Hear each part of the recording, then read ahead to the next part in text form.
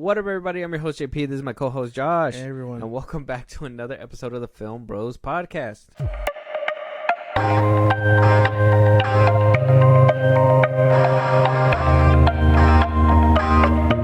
Whoo! Oh, what a day. What a day. What a day. You must be excited. Well, maybe not you. Well, I don't know. I don't know. You like Xbox? I don't know. I've never owned an Xbox. You never played with it? I've played with it before, like twice, but it's not something I go out of my way for.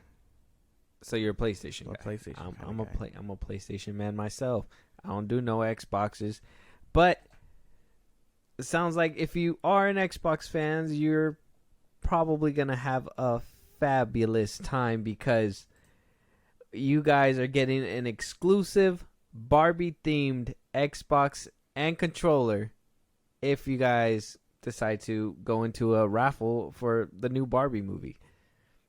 Now, you're wondering why I brought this up. It's not movie related. Well, I just wanted to point out that, PlayStation gets Spider-Man skins, gets God of War, gets all this and that, and then, here's little Xbox with Barbie. That's messed up. I'm just going at the neck tops of all these Xbox up, players. I don't even care. This just proves where everything goes in line. Yeah, but I think this is just more of like as soon as I get it, I'm gonna sell it type of thing. You know what I mean? I don't think unless people are into pink. You know what I mean? I know a lot of men nowadays are like, I'm gonna go watch Barbie and this and that. So people might be into this. I don't know. Those Xbox players, I don't even care. I used to see memes about this stuff. I used to see memes and everything about like, if you're a PlayStation fan, this, whatever, blah, blah, blah, blah, blah, whatever. Those old memes. Yeah. Back when the war was a thing. Yeah, well, it's still a thing, I think. I don't think so. Slowly. I think Xbox not too long ago declared their loss. Yeah, I think it was who knows? Some people might think that Xbox is still ahead of itself. Some people might be ignorant like that. I don't know what to tell you. I don't think so. No? No. I don't know. Let me ask you. If this Barbie thing came in a PlayStation pack, would you be down for it? Nah. No, too much pink. Yeah, it's a lot of pink. Like pink is cool, but too much pink is it's an eyesore for me. What about that black and white with pink on it? That looks kind of cool. Like it needs to be complemented. It can't be all pink. You know Not like this middle one right here. Yeah, like the actual system or that hot pink one controller. Yeah, no, that doesn't work. Yeah, the actual system would be all hot pink too. Yeah. So that's a big no-no. That sounds like a bright spot in the middle of your room. Like the system is a system. You know what I mean? Like if this is your way to getting like a brand new system, all power to you. But to me, it would be distracting. It would be like an eyesore. See, so if you're desperate for an Xbox, go get yourself one Barbie themed. Go ahead. Yeah. I mean, it's in a raffle, so ain't no shame. Yeah, ain't no shame if hey. If they're giving them away and you can win it, might as well. Exactly. And then who knows? You could probably sell it and get yourself a better one. Exactly. Yeah. A black one. A black one. Like an original one that's not all pinked out. Yeah. But yeah, I just wanted to bring that up just another jab at the Xbox boys. But it's all fun and games, I guess. Like I was a little confused when the PS5 came out and they were white. You know what I mean? Because they've all kind of been black systems. Mm-hmm. So, but like I think bright colors like that kind of distract. I know they were going for a sleeker model, but yeah. Yeah, I wanted a black one too. I would have preferred that, but It is what it is. PS5s are just pretty soon. I think the Pro is going to be coming out, right? I think so. And then they're going to have different colors of it too. Yeah, the red, maroon, or whatever color you want to call it. Lucky bastards! I'm probably going to have to sell mine just to get a new one. It is what it is. Did I had one since launch. I don't even care what you say. Okay. Yeah, that's right. That's right. What do you got to say? I got nothing. Your PS4 sounding like an airplane right now. Yeah. Moving on though. Sony Airlines. Well, Sony Airlines. Moving on. Some eagle-eyed fans over the weekend, and we have a few Across the Spiderverse news. Some eagle-eyed fans apparently came out over the weekend and are basically pointing out that there are two different versions of Spider-Man Across the Spiderverse currently playing in theaters right now. Yeah. saying that there was a couple, and even one of the directors of the movie, Andy Leviton, was saying that he was wondering when people were going to notice. So now there was one scene, actually there's a few scenes in particular that are different. There's a scene with Spot that's different. Ben Reilly has a different monologue after the chase scene. There's like a whole list of just different variations, and it wound up being because Sony wound up shipping the international one and unfinished versions out to movie theaters. That's why we're getting a bunch of reports saying that a lot of people couldn't hear the first act because the volume was low, and then they had to send out new issues on the second weekend to basically rectify that issue. All this different things just happening to this movie, but I mean, people took it as a fun little Easter egg or a fun little way of, you know, being like, oh yeah, this is a different kind of, you know, movie, but it wasn't intentional, purely accidental. Get it together, Sony. Yeah, honestly, yeah. Get it together. How do you accidentally ship out the international one to domestic theaters?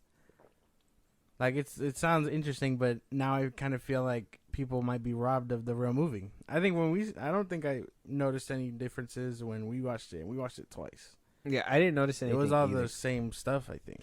I'm assuming what they mean by like different. Because they sent it out to get subtitled, whatever, blah blah blah. Basically, get prepped for movie theaters, and we're gonna talk about this in the next little topic. But you know, basically, animators were changing things up to the very last second. So what the final product was, maybe could have or could not have been what we got in the theaters when we went to go see it. I'm not sure. I didn't notice those little subtle things. Because I think one of the subtle ones that people picked up on was, I guess, the hologram of the girl. I guess at one point when she was talking to Miguel, she takes a selfie of both of them, while another one, I guess, just takes a picture of him or something like that. So, I mean, in a way, yeah, because I guess people are watching a different finished version, you know what I mean? Where they thought this one was going to be the one, but then they were like, no, this is how we want it to look. And then it wound up getting switched out. So, I mean, it is weird, but at the same time, I'm sure a movie of this, like, magnitude is a big issue. Because, like I said, it's going to bleed into our next couple topics that are really interesting, but at least with this one in particular, you could tell where like everybody's head was at when it came down to the launch of this movie. For sure. No, very controversial stuff. No real problems with it. I think it's just weird how that kind of mix-up can happen. Very weird. Phil Lord even came out saying, as a little fun way, saying that, you know, for the first week, he was basically telling people to tell their movie theaters to put the volume up in the beginning because they're not going to be able to hear it. Put it up to at least 7 or 7.5. And I was just like, just imagine me as a moviegoer being like, put the volume up. Put the volume up, DJ. You know what I mean? Like, that'd just be, I would never. But, you know, a good thing we didn't. I mean, did you notice the audio issues? I noticed it when I was sitting the first time, yeah. The first time we seen it, yeah. Yeah, I kind of noticed Gwen's dialogue in the beginning was kind of quiet. And then the music was overpowering, and then eventually it kind of fixed itself, I think. Mm-hmm. But the second time we seen it, it was much better. Yeah, hopefully on the Blu-ray disc is a little bit finished. Yeah, Hopefully it's finished. Yeah, hopefully it is finished by then. A lot of deleted scenes that I can't wait to see, because also another thing that wound up coming out over the weekend was that a lot of animators were pretty upset about the movie and about the handling of it. So animators come out around the time this movie was getting the marketing that is coming out to launch. Amy Pascal, a lot of editors, stuff like that, said that there was over 1,000 animators that worked on this film. Yeah. Different animation styles, things that went into this movie. Now we're hearing that it was very traumatic for these animators because of the unsustainable, erratic, and largely a result of Phil Lord frequently overwriting Across the Spider-Verse over 3 different directors in order to make endless last-minute changes. They reported this to Vulture, saying that Across the Spider-Verse described the project as a grueling professional crucible that drove around 100 of their colleagues to leave before the film was fully finished, and those who stayed were pushed to work more than 11 hours a day, 7 days a week at certain points.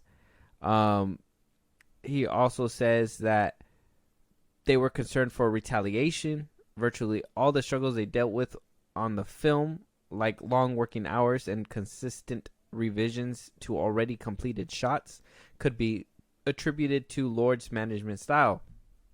Despite Lord serving as a co-writer and a producer on Across the Spider-Verse, he allegedly demanded final approval on all the film's shots, while his co-writer, fellow producer, and frequent collaborator Chris Miller was mostly absent day to day. And they go on and say they are obviously in charge of directing, but if Phil Lord has a note that contradicts their note, his note takes precedence. One of the animators said that the movie's behind-the-scenes power dynamics, they have to do what Phil says. So there were constant changes, cuts with Phil Lord. Nothing is ever final or approved. Nothing was really set in stone. Nothing was ever done. Everything was just endlessly moving beneath our feet. They wanted it to be the best that it could be. Wow. Fuck. That is a lot to take in. That is kind of harsh to hear. Terrible to hear, even. Damn. Well, this is... Any thoughts on this? This is bad. This is really bad. Nobody should be worked this hard. Granted, what we got was great. Thank you to the artists that did work on it, but no one should be working like this. It's all bad. This is kind of like when we heard about what was going on with the CGI workers. This isn't a good look. No, yeah, well, yes, because it is it's a movie that they're putting out, you know what I mean? And we're hearing that Beyond the Spider-Verse is supposed to be out next year, by March. Mm-hmm. And we have all these issues with the first one, animators coming out, that it was just a revolving door of animators that who just was like, this is just too hard. It's too much work. You guys are putting so much time on us. I find it to be very demanding, obviously, because a job of that, to do that animation and having different animation styles and having to draw every single frame, put VFX over it, put coloring, put grading, all that stuff, like, it's a long process, an animation movie. So maybe the sensitiveness can be kind of looked at, or that lack of sensitivity can be looked at as, damn, they're just trying to get through it, despite the feelings of the employees. But I mean, they have business to conduct, right? Or yeah, but not at the expense of like this. I don't think anyone should be working this hard. But again, granted, we got a great fucking movie. I still don't, no feelings have changed toward it, but it's still very bad to have this harsh working conditions. Yeah, because you hear from CGI. The first one came out 2020. When did the first one? 2018. Mm-hmm. That means they've kind of been working on it for a long time. 3 years. Yeah, it's a long time. Yeah, and to be this harsh under conditions is kind of crazy. No, it barely came out 2023, right? 18, 19, 20, 21, 22, 23. Could have been 4 years because they probably got greenlit back in 2019. Yeah. See, so they I imagine they were working kind of quick on it. But yeah, for 3 years like this, and then still working as it was coming out the door, that's bad. Yeah, I can only imagine how it's gonna be for the next one. Well, when that came out in a speedy fashion, Sony Pictures and ImagineWorks CEO Michelle Grady and producer Amy Pascal came out to respond to these disgruntled animators and basically said, One of the things about animation that makes it such a wonderful thing to work on is that you get to keep going until the story is right. If the story isn't right, you have to keep going until it is. To the workers who felt demoralized by having to revise final renders 5 times in a row, I guess, welcome to making a movie. Yeah. See, it doesn't even sound like she gives two fucks because same thing that's going on with the writer's strike. She's just like, well, this is the price to pay. You know what I mean? This isn't a good look. Amy Pascal, it's just she doesn't care about the her workers, basically the bottom half, because all she cares about is making that fucking money. So you think her statement doesn't help out a little bit? Oh no, that's bad. That sounds fucking terrible. I personally think that, maybe that's just the business side of me that thinks about it, and it's bad, yes, but they got a business to run. And here's my thing is that maybe animators and the people that do the CGI and the VFX that feel overworked and underpaid, maybe they should get unionized. Everybody else has a union, Directors Guild, Writers Guild. Once they get unionized, they can strike. Exactly. And that puts them out of jobs. Who knows how much they're getting paid? You know what I mean? Who knows if they're getting dirt pay right now, Well, if writers aren't getting shit, I'm pretty sure VFX artists aren't really getting anything. Exactly. So, like, it's all up in the air because I don't know anyone's salary or whatnot, but I'd imagine it's also kind of dirt cheap, especially if they're able to just be like, oh, you're done here, okay, get in the next guy. You know what I mean? But for Amy to say this, yeah, this is bad. That sounds fucking terrible. I will say, like I said, business mindset, you got to keep working until the job's done. I understand that. If by the end of the day, you got to put in crunch time hours and do some OT by the end because it's, clock's ticking. It's about to be the end. Make sure that you have the product there. I understand. I get that part from business perspective. The problem that I have with everything and where I can kind of sympathize and see where you're coming from, where it's like, oh yeah, do your fuck, like they don't give a fuck kind of thing. They just want you to do your fucking job type shit. Is that it says that they went through over 1,000 animators. 1,000. That is a lot of employees to go through in the span of 4 years. 1,000 employees, 4 years. Though, like every single person that started on that project should have finished on that project.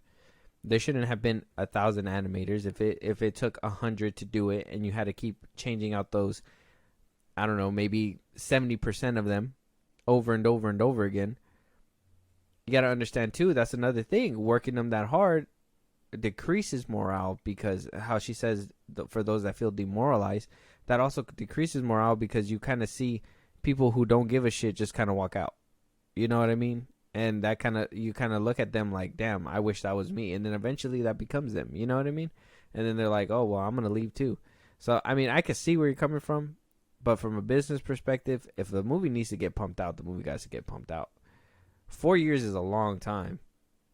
4 years is a long time. I don't know the amount of work, so I don't want to sound too insensitive about it. But at the same time, like 4 years is a long time to make a animation movie. Oh man, I don't know much about animation. I'm not gonna pretend to know what goes on. I can barely draw a stick figure. So, but like, I don't know. This all sounds bad. I know a movie takes time, and again, like imagine if this was anyone else. You know what I mean? Think about Ezra Miller. They had that man working hard. From Fantastic Beasts to The Flash, to where it kind of fucked them up mentally, right? It's clear that working conditions aren't taken under consideration, especially when you're trying to pump out a movie. Yeah, and that should change drastically from the actor to the director to producer, so on and so forth, all the way down to the bottom, the CGI worker, the makeup artist, the hairstylist, so on and so forth. Like everyone should be worked fairly and compensated fairly. I think overworking people like this, especially having 1,000 employees throughout your thing, having 100 employees drop, like that's that's insane. And at that point, you really got to look at what you're doing as a boss and be like, well, what's going on here? You know what I mean? Yeah, like, self-reflection. I know the movie needs to come out, but it can't be at the expense of these people, especially people who take forever to learn this kind of thing, you know, art and whatnot. Like, that's still a, what is it? Career or whatever. And a skill. I think that also has to do with our times as well. I think that like they need to really evaluate a lot of these workers because before, in the early 2000s, you were done with production 6 months, maybe 6 to 8 months before that movie comes out, because they got to do VFX work, post-production. If a reshoot does have to happen, it has to be something like not super crazy that is going to take forever to, you know, render and do all that crazy shit. There was a process. Nowadays, Marvel set the precedent. You're able to work up until the finish line. You've heard Taika come out talk about it, saying that they literally revised scenes up until the very end. Marvel does that to the very last second. The Flash actually ran out of money before they get. Otherwise, I feel like they would have been doing the same thing as well. Thor: Love and Thunder. After the movie came out, they wound up on Disney Plus fixing the VFX on it. You know what I'm saying? So like things change, and even then, I think there was when WandaVision first came out. Like I think for like a good 2 months after it was over, a lot of people were putting like, oh, Disney Plus or Marvel is over here updating the ending to WandaVision, the way that it looks and stuff like that. Same thing with Miss Marvel and blah, blah, blah for continuity and stuff. But it's like, Marvel set the precedent, bro. Like, and now we're at this part where, you know, this point where they need to understand you could work them this hard, but to the very last minute, like before the very last minute was 6 months before the movie came out. You know what I mean? And now it's post movie theaters and, you know, even onto platforms depending on if your movie ends up on one. Mm-hmm. I don't know. A lot of this stuff is crazy. I fucking like, yes, work and get the product out, but not at the expense of thinking these people are just replaceable.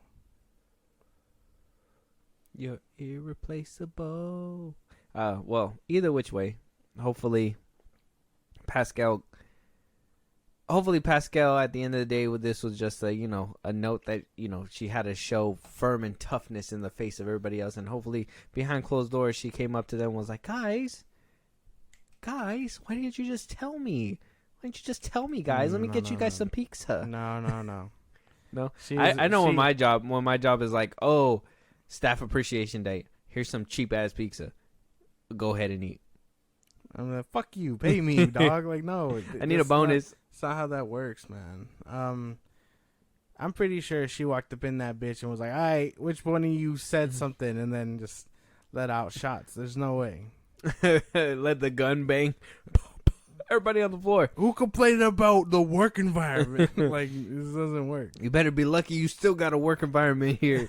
I will air this motherfucker out now. Amy Pascal, a real life gangster. We'll keep you guys updated on that one. But still on the topic of Across the Spiderverse, on the same note as animators, the same animators are also saying that there is absolutely no way that they're going to make that March 2024 release date. With the animators saying this says, rare. They've announced that Beyond the Spider-Verse will be released in March of next year. I've seen people say, oh, you probably worked on it at the same time. There's no way the movie's coming out then. There's been progress on the pre-production side of things, but as far as production side goes, the only progress that has been made on the third one is any explorations or tests that were done before the movie was split into 2 parts. Everyone's been fully focused on Across the Spider-Verse and barely crossing the finish line. Now we have to do the other one. And now it's like, oh yeah, now we have to do the other one. I don't know.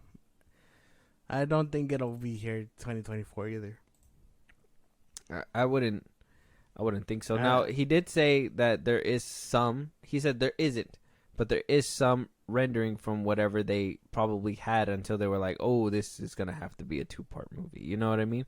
So they probably have something in the beginning, probably along the lines of that, ending that happened in the movie. Yeah. But yeah, no, I mean, are you upset? Are you upset that you're not gonna see this by March 2024? Oh, we might not see it by March 2024. No. They said there's nothing done on this movie, so we're not gonna see it in 2024. Unless this, like you said, unless the studio says something, this might not be a thing. What happened to the sensitive guy a second ago that was saying, "Hey, we need to pay our animators"? I still believe that, but until but you Sony better fucking says, get your ass in gear. No. We need it to be out March 2024. No, I'm saying unless the studio says, "Hey, it's delayed," the animators can feel it won't make it. But if Sony is like, "Do what you gotta do," they're gonna do what they gotta do. Now, if all the artists say "fuck this" and leave, that's a whole nother thing. Now they got a whole different problem on their hands. But I still firmly believe that. Don't work them. They should delay it. But until Sony says, okay, we're delaying it, it's not going to be delayed. So you think, even with the animator saying himself that it's not going to make that quota, that they're still going to keep that quota? Yeah. So I'm pretty sure. So until we get a report saying that it's going to be delayed, then you'll be like, okay, it's delayed. Yeah. But do you care if the movie gets delayed? Yeah. Yeah. It just means more work, and the people still get to like chill out before they fucking get worked into overdrive again. So not a little part of you's like, I hope Amy Pascal's working these motherfuckers. No. Never, no. No. I'm more of just like it is what it is. When this one got delayed, I was like, what the fuck? You know what I mean? Because it was like only a few months before, I think, and then it said it was delayed. Yeah. So I was like, oh, that sucks. But then, I think it's worth the wait. This one felt really cool, and I think with the second one being as big as it is, with the story has to tell, I think I can wait for it. So with no work being made or anything, I mean, I think I could wait too. I would say, well, I mean, I obviously could wait. The first part was good. I can honestly wait for greatness. That's fine. You know what they say, you can't rush greatness or whatever? Yeah. That's fine. You can't rush hard. Well, you just turned Russian all of a sudden. That's from Toy Story 2. Oh. Maybe lose my train of thought. The one that cleans Woody so satisfyingly. The fat guy, he's like, is he ready? And the guy's like, you can't rush hard. Oh, you can't rush art. Yeah. I remember that one. Very good. Damn, I forgot. So, Across the Spiderverse could be potentially delayed. I know you said that you don't care, that you can wait on it. That's fine. Yeah. So, in your head, when do you think and how far do you think the delay might be? Are we thinking 2026, 2025, 2027? I mean, what would 2023, 24, 25, 26, 27? If it took them 4 years to make Across the Spiderverse, do you think we're going to have to wait another 4? At most, 26, I think. 26? Yeah. That's a long fucking time. The most they got is 25. That's no. A whole year back, that should be more than enough time. No, it took them like 3 years to make this one. Yeah. 3.5 maybe. Yeah, but if you know that you're putting out another movie, you should have... Listen... You should have some things done. I know, but you look like you were ready to go. It looks like you should have some things done for this movie. You know what I mean? Not whole scenes, not maybe drawings or whatever, but like framing, colors, whatever. I don't know. Like I said, I don't know what goes into this kind of stuff, but I'm assuming you would have something. A year being pushed back a year would sound more fitting than 3 years. And on top of that, why would you want to wait? Why wouldn't you want to capitalize on the hype now? Because you can't rush art. And if these people are already tired, Sony knows that. I think 3 years, 3 years is probably enough. If it doesn't make 2024 quota, which I'm like 95% sure it won't, 2026 is about right. You think like 2026? Yeah. Early 2026 or late 2026? Probably mid 2026. So summertime? Like a summertime blockbuster like Across the Spider-Verse was? Yeah. I don't know. They got till 2025 for me. preferably early 2025. But you know, I get it. We can't rush art, but that's fine. That's if it even gets delayed. Like I said, Amy Pascal better be cracking the whips until Amy says, we'll give him a break this time," and then pushes it back. But even then, you know, Amy Pascal better be doing something. You know what? I don't want her giving pizza to these people. She goes up in there raising hell in that bitch. We need Beyond the Spider-Verse right now. Right now. Nah, man. They deserve that pizza. No. Okay, give them pizza and or then, a raise. and then, like that. and then make put them back eat to it while they work. They only keyboards. Finish Beyond the Spider-Verse, or you watch Flash. You didn't get these frames done? Alright, throw them in the Flash movie. Just one chamber. They're like, no, Pascal, I'll work harder. I'm sorry. Nah. Now you get to watch Back Keaton. You're going to watch Keaton die twice in a movie. Moving on, though. Speaking about Batman, one of our Batman wound up leaving the cow behind. No more Batfleck, at least until the future, unless, you know, somebody wants to announce that the Snyderverse is restored. Until that happens, I don't want to hear about it. But he is going back and hopping the border back to Marvel and putting on his old cow. We're hearing now, coming from actually a scooper on Twitter, My Time to Shine, hello. She winds up saying that this movie will be the multiverse of madness that everybody wanted. That now we're even going to see Ben Affleck back as Daredevil for the first time since 2004. I don't know about this one. This one sounds like a stretch. You don't think he'll do it? No. He's tired of cape shit. Yeah, Daredevil doesn't have a cape. It's all the same. It's all the same. Cape, cowl, it's all the same. If we see him, it'd be. What's your beef, stranger? What do you mean? What's your beef? I don't think we're gonna get this. No. If we get it, that would blow my fucking mind. But I don't think we will. You think this is fake? Yeah. You don't even think we'll see like a little cameo, kind of No. like we saw like with Christopher Reeves and everything, how they did it in The Flash? No. He can't see. He'd be like, "Damn, what portal? What's going on?" Whoa, guys, what's happening? I don't know, cause I mean, we're hearing a lot of the older Fox characters are coming back. There's even a rumor. This one's more speculation. Not a lot of people really picked up. Like trades haven't really picked this one up, but another person that they're thinking is coming back is Jessica Alba as Sue Storm. Yeah, and we're gonna see the old Fantastic Four. Very nice. And the Fox characters. I believe them, but I don't know about this one. Daredevil's a stretch for you. Ben Affleck's a stretch for you. Yeah. Why? Because he loathed this character. Yeah. But that wasn't his fault. That was because of the fans. They were really rude about it. Yeah, I can imagine they were. 2004 sounds like a scary time. Yeah, man. Like you should have heard the shit that was being shouted out the windows. There was no internet at the time. They're just like, so they just said it. I fucking hate Daredevil 2003. They don't get to hide behind a keyboard. They just go outside. Fuck this movie. They leave the theaters. They point at the poster and be like, "This movie was shit." And that's how it basically happened.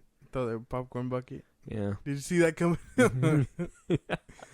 Well, I don't know. It sounds cool, but I don't think it'll happen.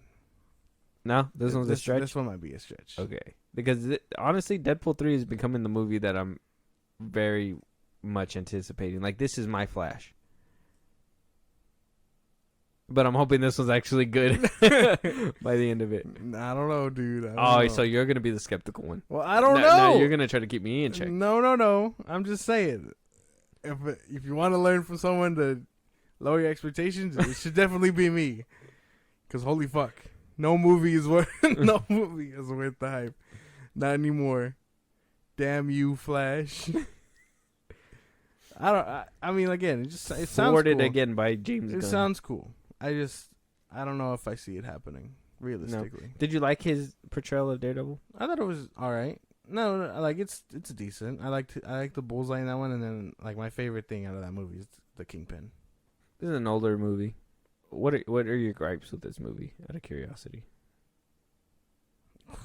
Like off top, I guess you could say. Off top, Just something like some of the acting can be pretty bad. A lot of it is like very cheesy stuff.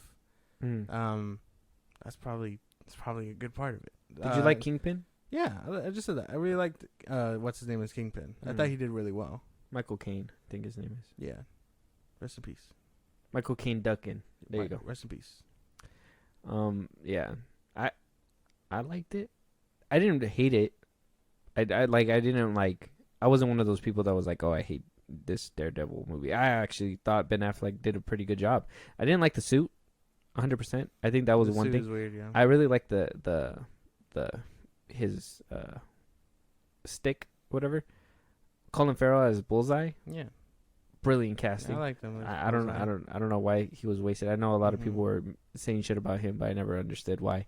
I think I would say Electra's nachos was the problem, and that playground scene. I get it. That playground scene shouldn't have happened, but Yeah, no. you know, like all the kids were just staring at him, like what did they?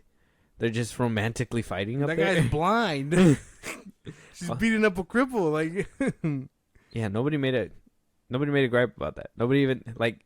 Even Electra wasn't even like, how are you even doing all this? Like, you're just dodging everything that I'm throwing at you. Are you sure you're really blind? Yeah, that should have been a question. But yeah, I personally like this, so I'm kind of hyped and I'm happy that this is happening. It's just more like, now you're making me scared. Like it probably won't happen, and my hopes are gonna get crushed. But no, It happens. I will. Sometimes movies don't live up to the hype. Oh wow. Wow. What, you didn't like to get nuts again? You didn't want to get nuts? I fucking hated it. Guys, having notifications on for when the Flash thing comes out, and you can hear me in my full rage about this fucking movie. But no, Coming out this Saturday. sometimes movies let you down,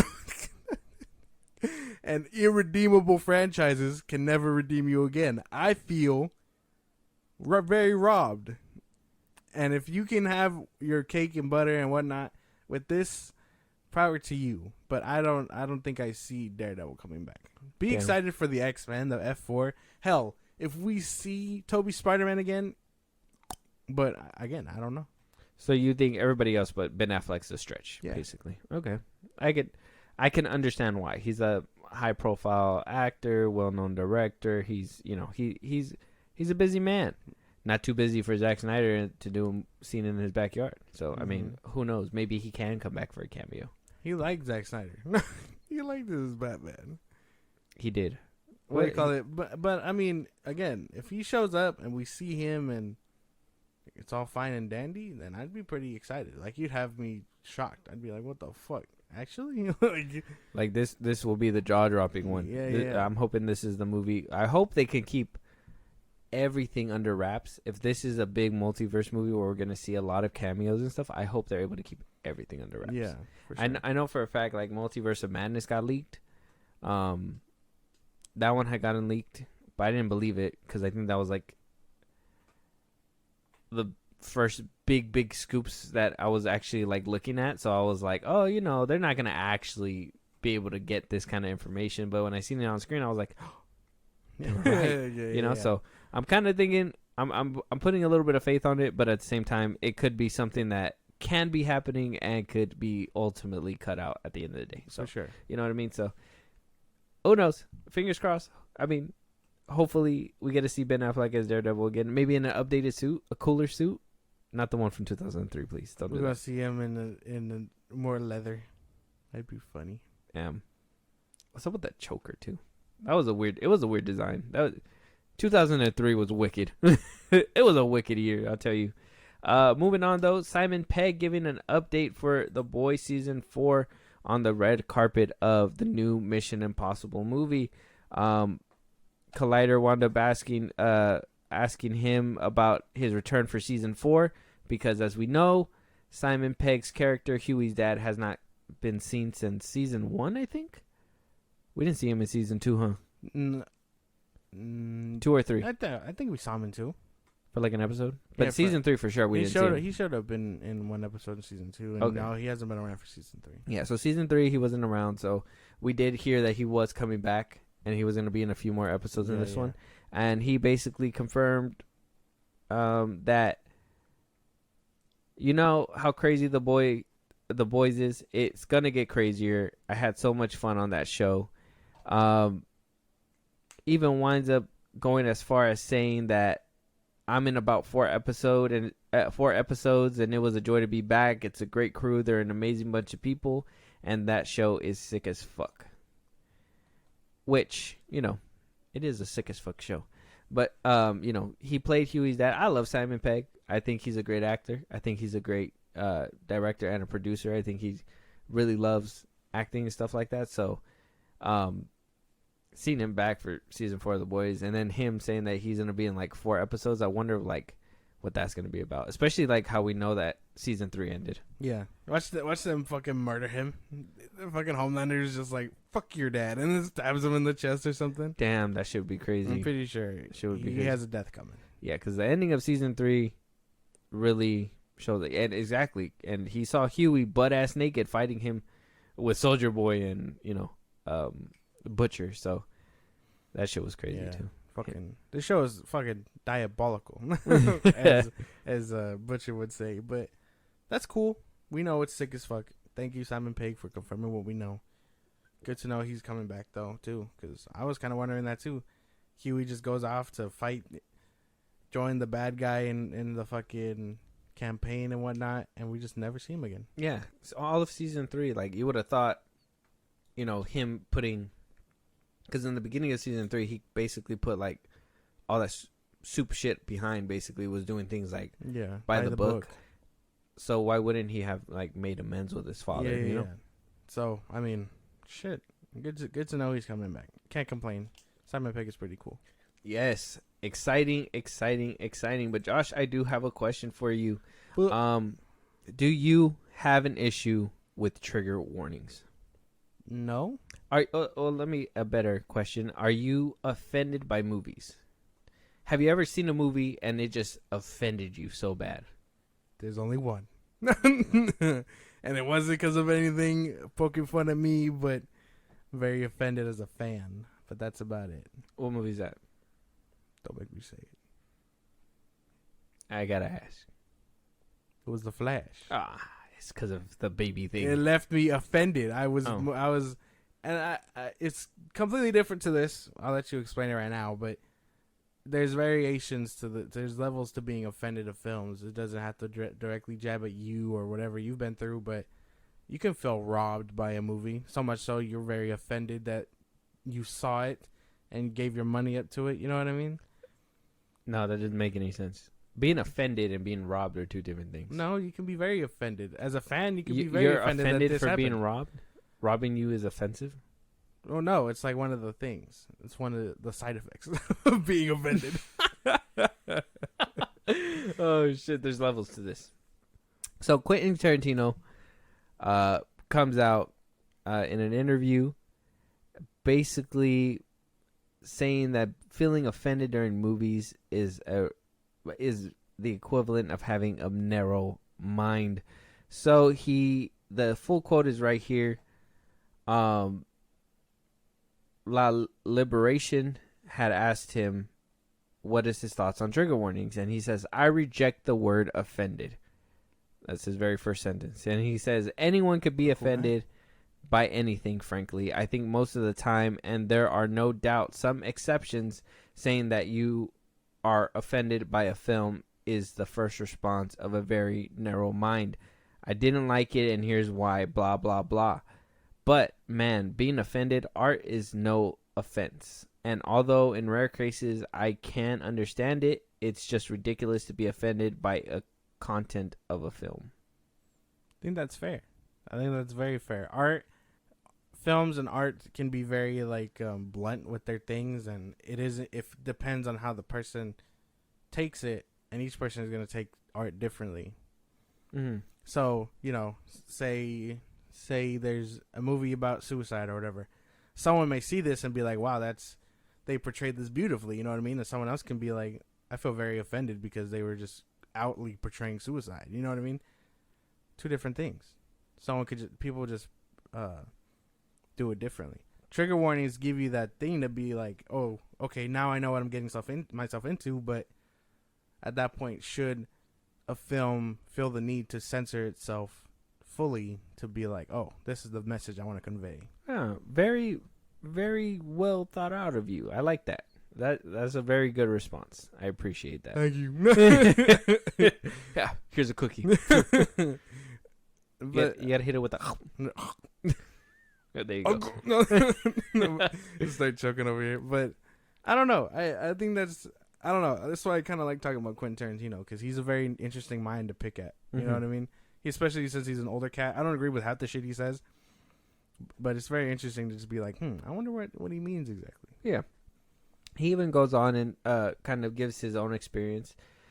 He says that there's a movie that came out in the last 10 years. I won't name it. That really offended me.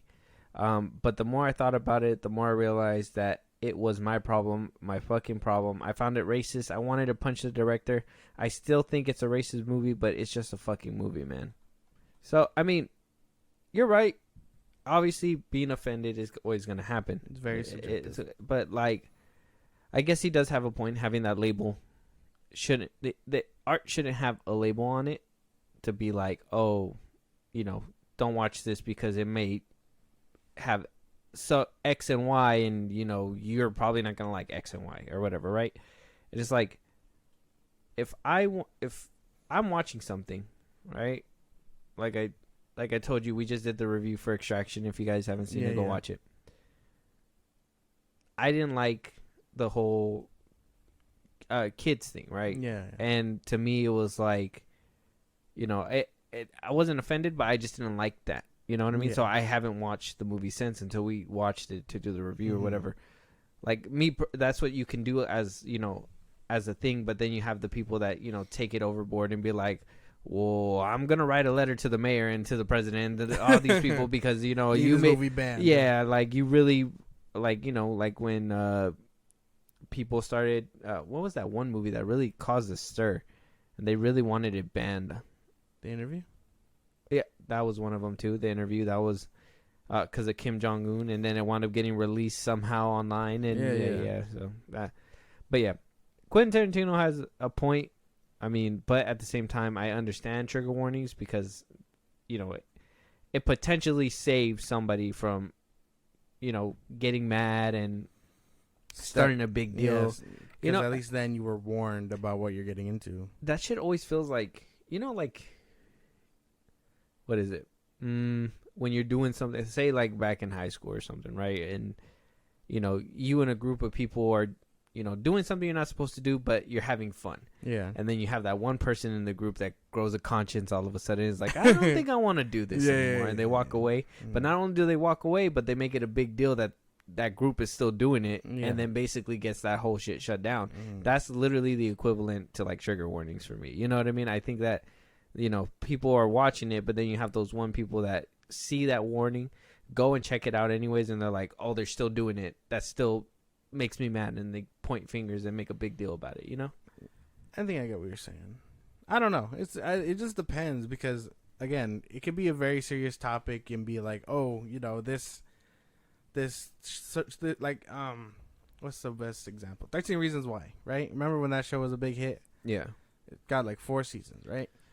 You reading I hit my 13th reason today. Reading the what? reading the synopsis, you can clearly tell it's about suicide and whatnot leading up to this chick's suicide. But that doesn't prepare you for everything else in the show. You know what I mean? It doesn't prepare you about the gun violence that goes on and then what they do with that broomstick. Like it's all very just like, oh, I'm only going in because the show, but you got to prepare yourself mentally that this show is going to talk about heavier topics, or like Euphoria. People are like, oh, this is supposed to be about high schoolers, but no one prepares you that some high schools really do have addicts and whatnot. But bringing up that 13 Reasons Why, that's another example to me about that whole, even with the trigger warning, it still has people pointing at it because what they do with the first season, they showed the scene of the girl cutting herself or whatever and bleeding, and people thought it was too graphic, complained about it, even though there was a trigger warning in the beginning of the episode, and still got it removed. That whole scene, you can't even see it anymore. Alright, I didn't know. Yeah, I haven't seen it in forever. So I haven't wouldn't seen it know. in forever either, but I know when that came out, like it was making a lot of headlines, and people were like, "Well, if you don't want to, why not have two versions? You know what I mean? If you don't want to watch it, you can watch this one." But Netflix was just like, "No, we're just gonna take it off altogether. It is too graphic," and it's like, you know what I mean? That's what I mean. Like it still has people that will. I feel like having a trigger warning makes it even worse because like already as soon as they see it, that's their triggering effect. They're already like, there's something in here I know I don't want to see, and I don't want other people to see it. Yeah. You know what I mean? And so they yell and scream and bitch and moan, and it's like it ruins it for everybody. Yeah, because then like you get say you get an action film like John Wick. You know what I mean? Yeah. They kill his dog, but you don't get a trigger warning that it happens. You got PETA calling. You just killed the fucking dog. Yeah, well, yeah. Like you don't get the trigger warning that it happens. It just happens, and then you're like, oh, now he gets to kick ass because now he's motivated.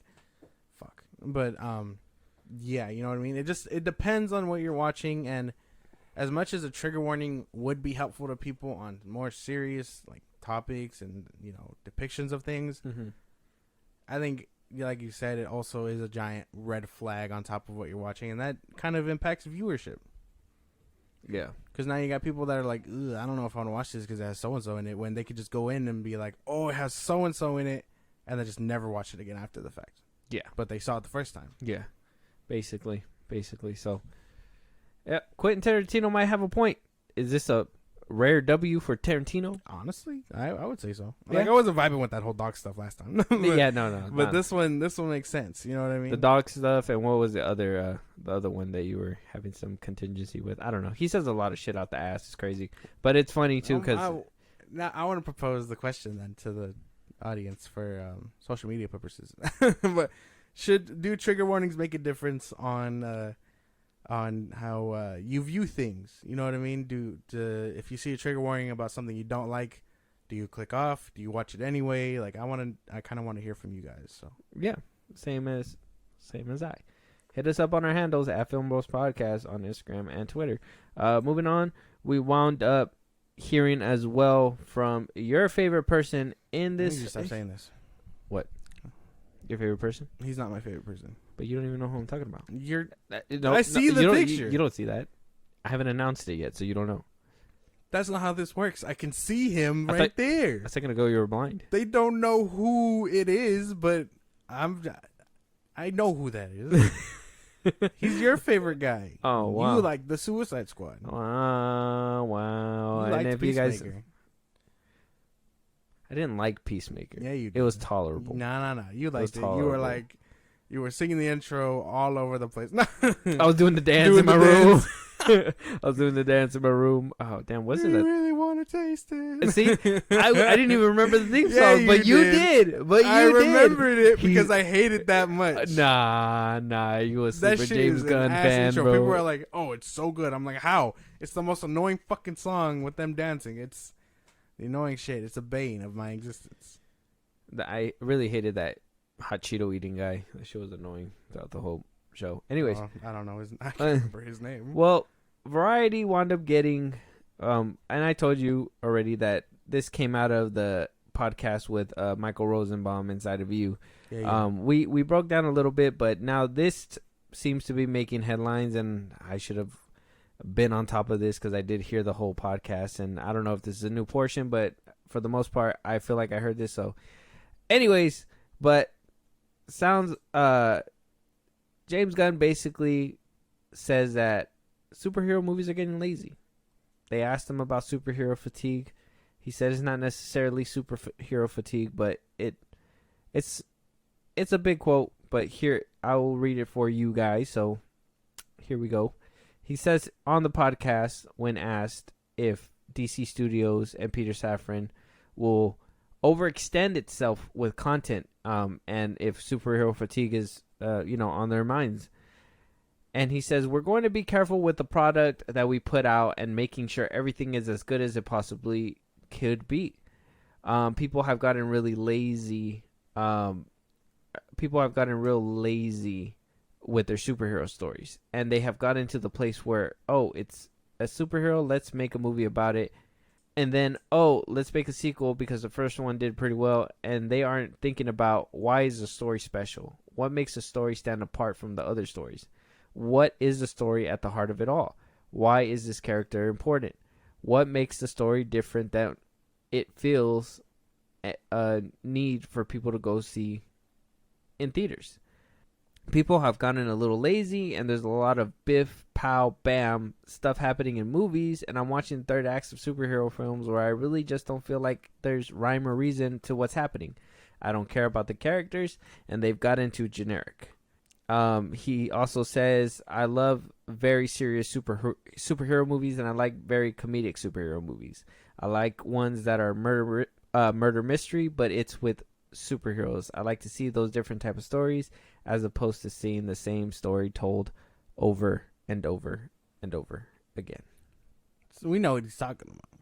What is he talking about? He's talking about The Flash. He's not talking about the Flash. He's talking about The Flash and every other movie just like it. But very interesting coming from him because he said it was great. And it's the same thing. And it's the same thing. It's the shit he's talking about here. Well, that, I mean, is it another backstep? That's something that we're gonna obviously. I told you about one of our episode ideas, so you guys look out for that one. We're gonna break all that down a little bit more, but at least with this one, when it comes down to superhero fatigue, and his response to it, he knows that The Flash wasn't his movie. Why he decided to put a stamp on it to try to make it sell, I don't know if that was a Zaslav thing saying, "Hey, you need to promote these movies. Hey, we need you to bump it up so it can get us paid." I don't know. I don't know what the behind the scenes was about that. But he did it. He put his name down. Not only said it was the best movie of the year, but also one of the greatest comic book movies of all time. Yeah. But he's not all to blame about it either. Muschietti said that VFX was going to be done by the time the movie comes out, knowing damn well nothing was going to happen anymore. I think all these people just lied, hoping that these movies were going to get better. All these movies are in a limbo state right now where, we don't even know where it's going as of right now. So him coming out and saying that, oh, there's no rhyme or reason in all third acts. Now, I haven't seen Guardians 3, so I can't speak on that one. I know for a fact in Volume 2, he did that, where there was just a big old fight at the end of Volume 2. Oh, it was against his dad. Well, I mean, at the same time. So, giant CGI fight. Yeah, giant CGI fight. Rhyme or reason. They couldn't just talk it out. They couldn't just be like, look, Dad, no, don't do this kind of thing. You know what I mean? In his first Guardians movie, no rhyme or reason. They just started dancing to get out of the fight. You know what I mean? Mm-hmm. Like, it's the lack of self-awareness for me, man. It's just the fact that I have faith in him. I think he does good movies sometimes.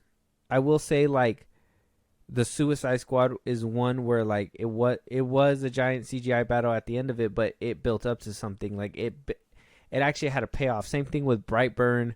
Guardians of the Galaxy, I mean, it was leading up to something, and I kind of felt left down with the whole dance thing. I know some people really liked it, and, I guess I can say okay, I guess, to that, but he promoted a movie that does the exact same thing, but is also saying on a podcast saying that that's the exact reason why these movies are having a downfall. You know what I mean? Yeah. Oh, man.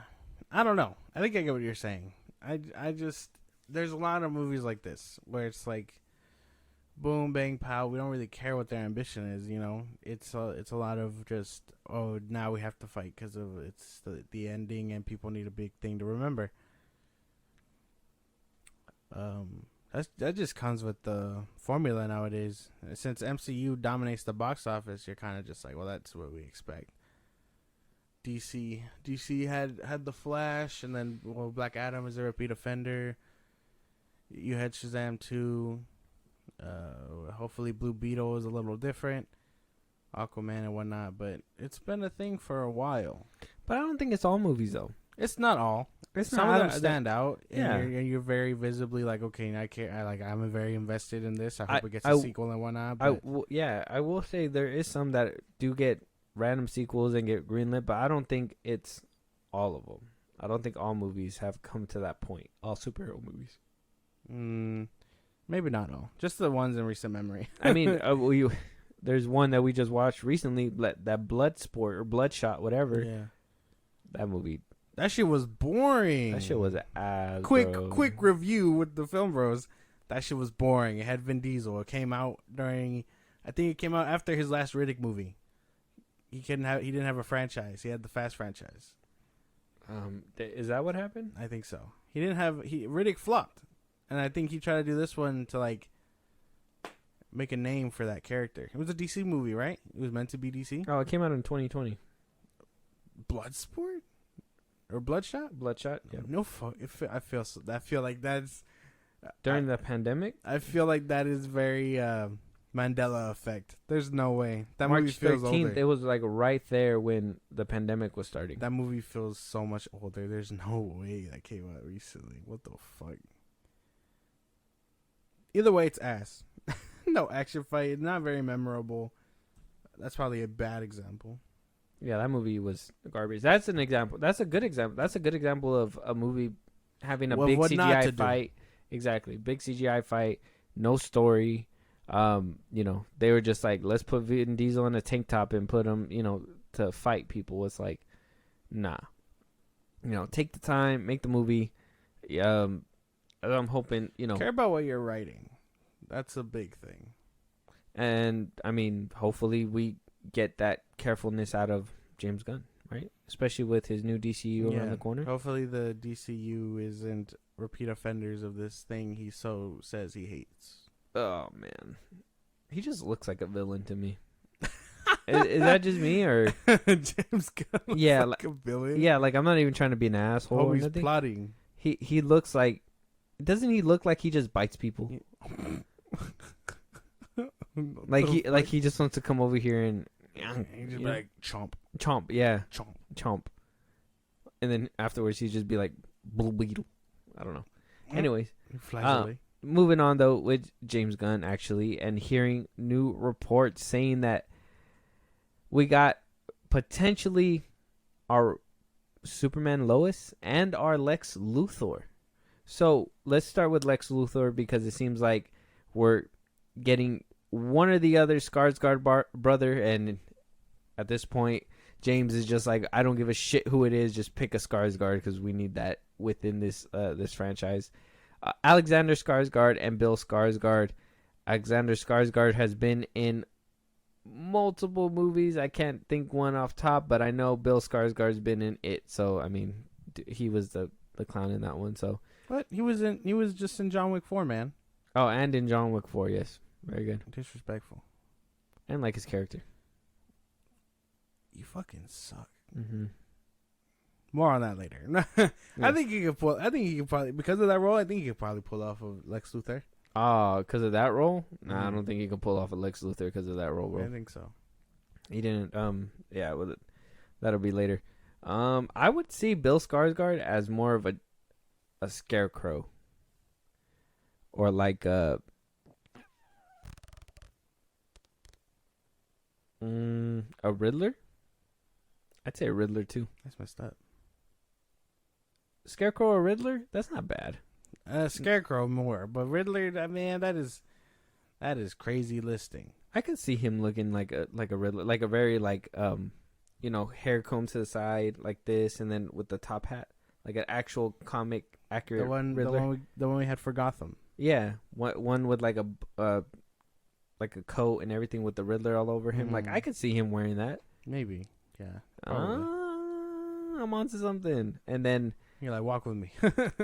Alexander Skarsgård, I think he would do better. I think As Lex? As Lex, I would think so. Yeah. Maybe. Yeah, his acting, like I like them both as actors. I think Bill Skarsgård does a little bit. Honestly, I think the whole Skarsgård family does a lot of work. You know who their dad is? No. He was the dude in Andor that gave like that dope ass monologue. The older man. Oh yeah. Yeah, that's What their the dad. fuck? Yeah, That's cool. he still is there, just showing them how dad gets shit done. Yeah, I didn't know that. That's crazy. Yeah, but yeah, these are his boys. He's probably like, I'm gonna get you boys in a DC movie. He produced greatness. Holy fuck. Yeah, dude. They're Those really good nuts, bro. actors. Those nuts are worth money. They're really good actors. Yeah. So, yeah, I would say Alexander Skarsgård for that. What do you think? Yeah, I guess so. Or would you still see Bill? I see more Bill because I can't remember Alex from many other things. I'm trying to think of like a movie he was in. I just off top like maybe it's a new movie syndrome, but all right here. He is in. Oh, he played in The Legend of Tarzan. My man. Oh, Infinity Pool. That's what I was trying to think of. The Northman. He was in Battleship. Zoolander. Oh, he was in Godzilla vs. Kong. He was the one that the girl kept calling like a coward or whatever. Yeah. The soldier. Yeah, he came out in a lot of movies. That's to be honest, interesting. he was in True Blood. Didn't know that. Yeah, he's a very. I think he would make a good Lex Luthor. I think out of both of them, him. I think say Bill for like I said, Scarecrow preferably, but I could see him doing the Riddler as well. Like just the way his goofiness happens in it, like I feel like he can do something crazy like that. Maybe. But moving on to Superman and Lois Lane. So we got 3 contenders that I apparently, according to insiders, were the ones that came in as couple testing for James Gunn over this past weekend, and that we might be able to figure out who his Superman and Lois is by the end of this week. Sheesh. So, top spot is Nicholas Hoult and Rachel Brosnahan. Second couple is David Corenswet and Emma McKay. And third is Tom Brittany and Phoebe Denovar. Hopefully I didn't butcher their names, but look them up, guys. Those are the contenders. Josh, looking at them off top, what do you think? I think maybe those first 2. Nicholas Hoult? Yeah. Nicholas Hoult as Superman? Think about it. Oh wait, no, never mind. No. The middle. Probably more the middle one. I don't know. None of these are hard. This is all hard because I can't remember where they're from, and then I'm still stuck on Henry. So I think Nicholas Hoult was in the Menu, the movie that you didn't watch today that you were supposed to watch. I was going to, man. I got busy. Jesus. He didn't get busy. Yes, I did. Nicholas Hoult, he played Beast as well. Rachel Brosnahan, she was in The Marvelous Mrs. Maisel on Amazon. Oh yeah. I don't know if you've seen her. I've seen the commercials. I've never seen. Yeah, she's from there. David Corenswet. I don't know how to say it. I don't know where he's from. I think I seen somebody post that he was on a show on the CW or something. Yeah. So making his way up. Mm-hmm. Good for him. Emma McKay, never heard of her, but she's really pretty. I think she's pretty. I don't know if like Lois Lane. I don't know if it screams Lois Lane. I think the one that screams Lois Lane is this one right here. This bottom one. Mm-hmm. What's her name? Phoebe Denovar, and maybe Superman. If you want that Christopher Reeves type look, the best bet would be the David Corenswet. But to be honest, I would want a firm Superman, and Tom Brittany looks pretty strong. Yeah. Like he might do some damage and shit. Mm-hmm. This one kind of looks like. This one looks like David Corenswet looks like, oh, you want her home by 10, and then Tom Brittany looks like she's calling me daddy now. Jesus. Like, yeah. So I mean, what kind of vibe are we going for Superman? I think the bottom one, last one. That she calls me daddy now. Yeah, I'm not gonna say that. But yeah, because I don't need my Superman scrawny. You know what I mean? I know he's trying to go for this whole thing, but I need that boy built, stocky. You know what I mean? Like I need him strong. Don't give me a slim Superman, otherwise you're kind of starting off on the wrong foot. Let me see what he looks like. David.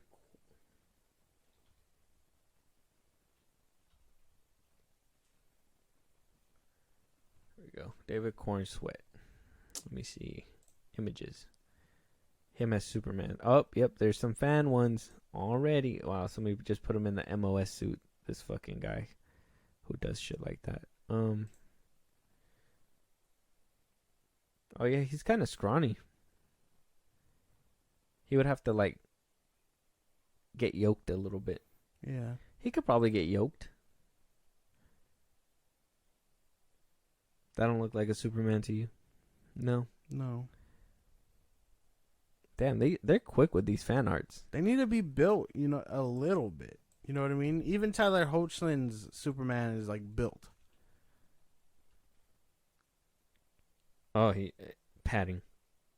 Some of it is padding, but you've seen Teen Wolf. He's naturally built. Yeah, he is. He kind of is, yeah. Not all of that is padding, I'm for sure. No, of it's padding. Some of it's padding. You could tell. I think, and the worst offender was that one clip that everybody's playing with him in that older suit or whatever. I'm just like, y'all really posting this man a lot in that weird padded suit. So much, man.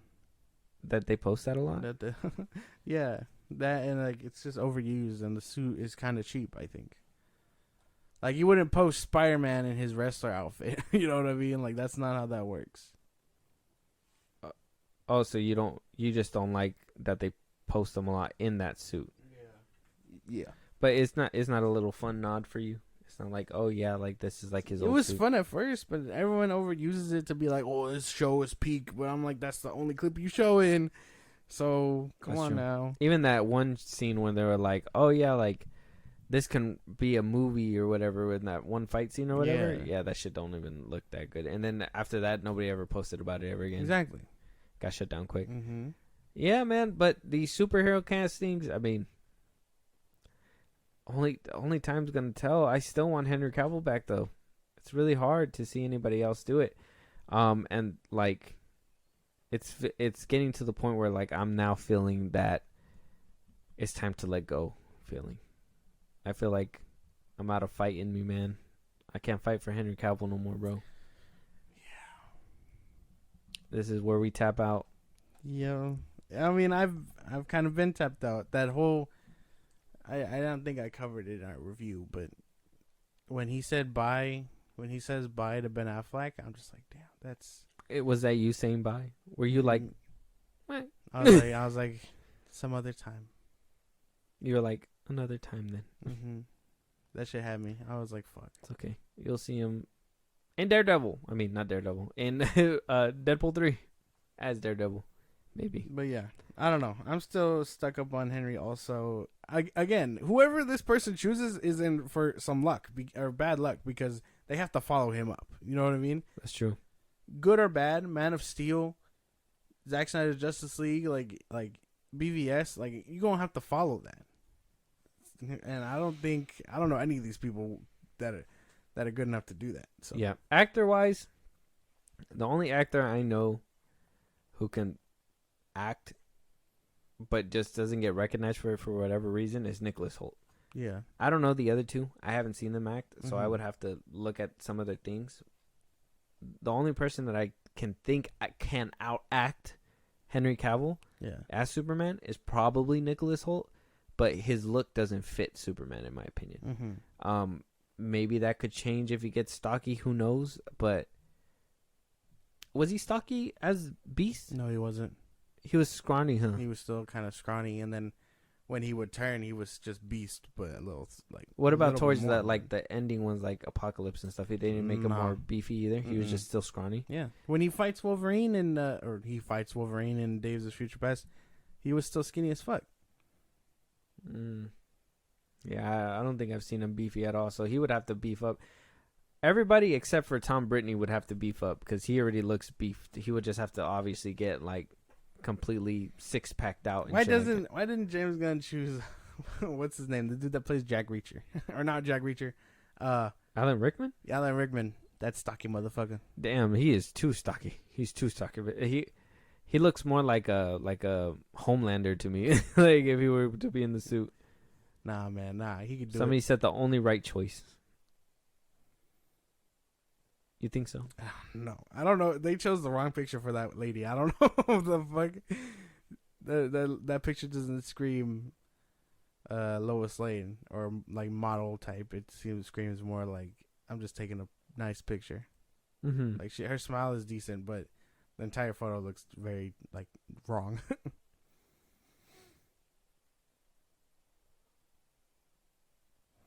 Oh, her as Lois. They want to put her as Lois Lane. Is Lois usually brown in the comics? No. Yeah, she's brunette. Oh, she is. Mm-hmm. Oh, so maybe. So maybe she could do it. I don't know. That's gonna be interesting. Somebody put this one. Matt Bomer. Oh, he looks like a Superman. It looks like a mix of Henry Cavill and like Christopher Reeves, huh? Yeah, like if they had a baby. It's so I weird. don't know how they have a baby. They're two men, but yeah, yeah. This girl's eyes are so blue, like the ocean. I don't know, man. I'm still stuck up on What's her everything. name? Perfect actress to represent Alexis Blendell and Matt Bomer. Damn, that'd be crazy. James Gunn is totally sleeping. I honestly, I looked at them, the one whoever posted this Whoever one put down in them the up. tweet. I honestly, I can see that happening, but I don't know. Matt Bomer's face kind of freaks me out because it does look like Christopher Reeves. A little too good. Like they cloned him. Yeah, and this was like the product. Yeah. Yeah, we'll have to wait and see. Like I said, there a lot of news outlets are saying like they might have the actual people by this week. So if that comes into light, we'll keep you guys updated. But for now, that's gonna wrap up this episode. We ran through all of our topics for it, so we are done. But if there's something that we did, missed, something that we should have been talking about but we didn't, a movie that you guys want us to review, you guys want to support us in a big way, Josh, let them know where they can let us know. Twitter, TikTok, Instagram at FilmBros Podcast. We post when new episodes are up. You can hit us up there for anything you want us to talk about. Listen to us on the go on Spotify and Apple Podcast or FilmBros Podcast or at FilmBros Podcast. My bad. Support us in a big way. Buzzsprout. Subscribe there.